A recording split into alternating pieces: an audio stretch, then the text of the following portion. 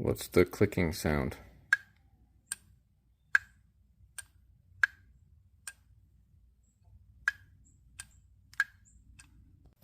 So if you're just playing around with your Audi and you get the throttle body off and you hear that clicking noise we just heard, I'm just going to open this cap up so we can see what it is. There's these T30 bits that come off.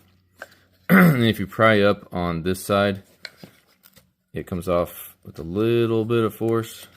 But there is a seal under here, but don't drop it because there's a loose part in here. So that clicking noise that you're hearing is this wheel right here that's just sitting loose, so it just moves freely. So don't freak out if you hear it. It doesn't mean that it's bad, but this is what it is. Just thought I'd share with you. Thanks.